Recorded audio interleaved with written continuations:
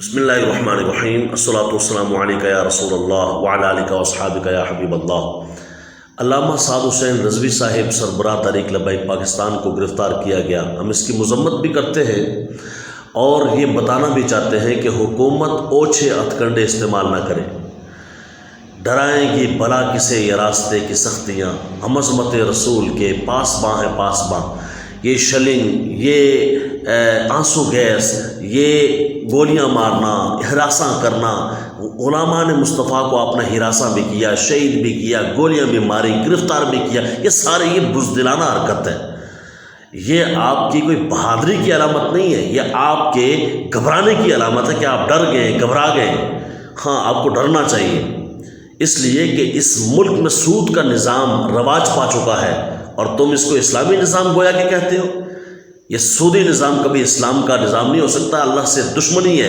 اور ناموس رسالت کے لیے تمہیں کہا جاتا ہے کہ اعلان جہاد کرو فرانس سے، تو تم چپ ساتھ کے بیٹھ جاتے ہو، یا کہا جاتا ہے اگر اعلان جہاد نہیں کر سکتے تو سفیر کو ملک سے باہر نکالو، اور تم سے یہ بھی نہیں ہو سکتا ناموس رسالت کے لیے۔ یعنی تم جنگ کرتے ہو اللہ سے اور جنگ کرتے ہو مصطفیٰ کریم سے، اور پھر کس منہ سے تم ریاست مدینہ کا نام لیتے ہو۔ لعنت تمہاری ایسی حرکتوں پر۔ یاد رکھو، اہل سنت کو دیوار سے لگانے کی کوشش مت کرو۔ اہل سنت ہی ہیں جو اس ملک کے وفادار ہیں اور اس ملک کو انشاءاللہ بنانے والے بھی ہیں اور بچانے والے بھی ہیں۔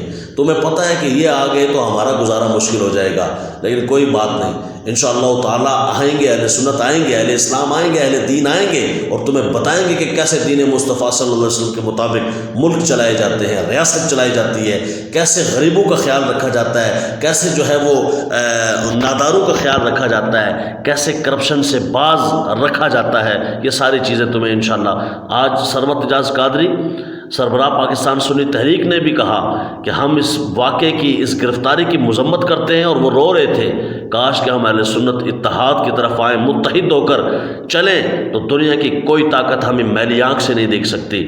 سلیم بھائی رحمۃ اللہ تعالیٰ علیہ فرمایا کرتے تھے کہ یہ جو راستے کی سختیاں ہوتی ہیں نا، یہ تو چلتی ہے تجھے اونچا اڑانے کے لیے، تم دیے باد مخالف سے نہ گھبرائے عقاب۔ تو وہ کہتے تھے کہ ان سے گھبرانے کی ضرورت نہیں ہے، یہ آپ کو اور اونچا اڑاتی ہے، اور اونچا اڑاتی ہے، اور اونچا اڑاتی ہے۔ اگر ناموس رسالت کے لیے ہماری جان بھی چلی جائے تو پرواہ نہیں ہے۔ وہ فرماتے تھے، جملہ بڑا مشہور ہے، فرماتے تھے کہ زندگی اتنی بھی غنیمت تو نہیں کہ جس کے لیے ناموس رسالت صلی اللہ علیہ وآلہ وسلم کا سودا کیا جا سکے۔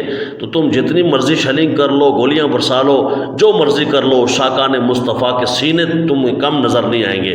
وہ شاکان مصطفیٰ جان دے دیں گے، لیکن تم سے یہ مطالبہ کریں گے کہ گستاخوں کے خلاف اعلان جہاد کرو، نہیں تو کم از کم ان کے سفیر کو ملک سے باہر نکالو۔ السلام علیکم ورحمۃ اللہ۔